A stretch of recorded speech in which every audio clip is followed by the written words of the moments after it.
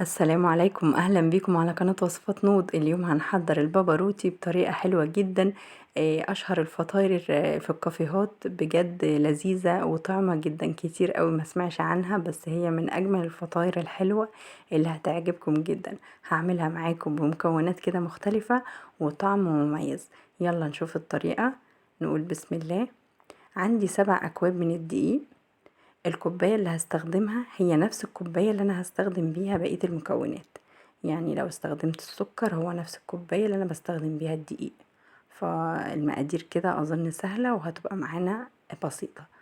معايا نص كوباية من السكر، رشة ملح، ومعلقتين كبار من الخميرة، خميرة فورية. هقلب بقى المكونات الجافة دي كويس جدا.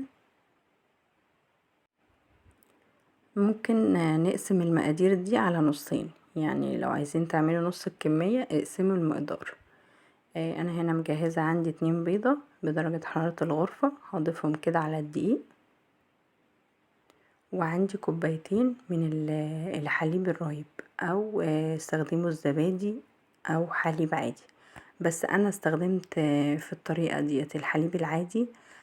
بجد الرايب بيديها طعم وطراوة رهيبة، فبنصحكم ان انتوا تستخدموا الحليب الرايب، احلى بكتير وبجد هيدوكوا نتيجة حلوة جدا. فجربوها وان شاء الله هتنول اعجابكم. بعد بقى ما نعجنها كويس جدا بالطريقة دي ونلم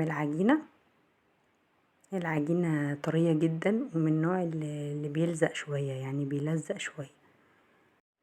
طبعا العجينة كل ما تخدميها كده في العجن كويس، كل ما هتطلعلك نتيجة احلى بكتير. فلما نوصل بقى للقوام ده هنضيف عليها معلقة من الزبدة، ونبتدي بقى نكمل عجن كده لحد ما الزبدة تختفي تماما في العجينة وتتشربها كلها بالشكل ده. اظن باين قوي ملمس العجينة، وبجد يعني تحفة وكده تمام قوي. وصلت للقوام اللي انا عايزاه.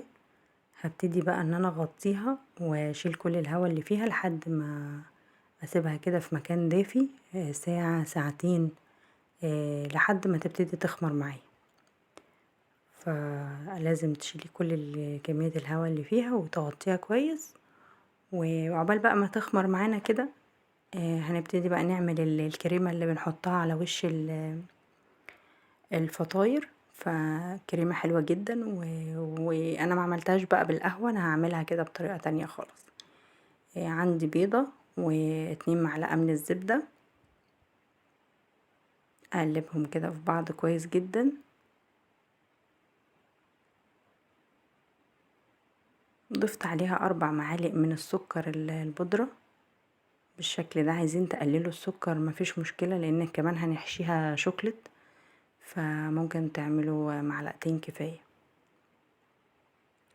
هضيف عليهم برضو 4 معالق من الدقيق واقلبهم بقى كويس. طبعا الدقيق والسكر مش باينين لان انا طحنة السكر عشان يديني قوام اللي هو الكريمي. هنا بقى هنخلطها كويس قوي. بعد كده اضيف عليهم معلقتين من الزبدة واقلب فيها بقى لحد ما القوام عندي يبقى كريمي بالشكل اللي احنا شايفينه ده. الطريقة الأصلية قلتلكوا بيتحط فيها نسكافيه، أنا هستخدم الكاكاو، هيديني برضو نفس النتيجة وحقيقي طعم أحلى. فأنا ضفت معلقة من الكاكاو الخام وعليها شوية مية، مجرد بس أدوبهم وأضيفهم بقى على الخليط، أقلبهم بقى كويس جدا كده لحد ما أوصل عندي القوام الكريمي الجميل ده. هنا بقى العجينة خمرت معايا، بقت ما شاء الله هي ممتازة، ووصلنا للقوام اللي احنا عايزينه. شايفين عجينة تحفة، وباين اصلا من نجاحها من قبل كمان ما تخمر. فجربوها كده على طريقتي، ان شاء الله هتطلع معاكم تحفة. عندي بقى شوكليت خام، قطعت كده مكعبات وسط.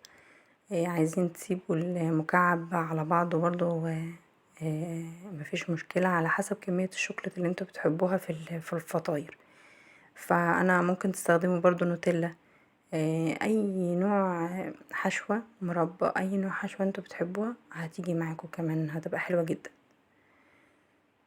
طبعا بقى العجينة زي ما انتوا شايفين كده العجينة بتلزق، فما تقلقوش يعني هي هتتجمع معاكم. فهنحاول بقى نحشيها بالشوكليت كده، ونحاول بقى نلمها على شكل كورة بالشكل ده. حاولي لفيها كده بالطريقة اللي انا بعملها دي، وهنسيبها بقى في الصينية زي ما هي كده، عشان بقى لما نيجي نحط عليها الكريمة كده هتديني شكل تحفة وحاجة كده رهيبة. كل طبعا بقى الكمية هنخلصها بنفس الطريقة. هي القطعة زي ما تحبي يعني، الى حد ما بالسمك والحجم اللي انا عملته ده، يعني ما تكبرهاش عن كده. هبتدي بقى اخلص الكمية كلها بنفس الطريقة، اظن سهلة جدا. هبتدي بقى ان انا اضيف الكريمة اللي انا عملتها في كيس حلواني، ولو ما فيش القمع ده ممكن برضو نفتح فتحة صغيرة كده في الكيس. فهنبتدي بقى نضيف الكريمة اللي انا عملتها، شايفين ملمسها عامل ازاي، فلازم توصلوا لنفس القوام.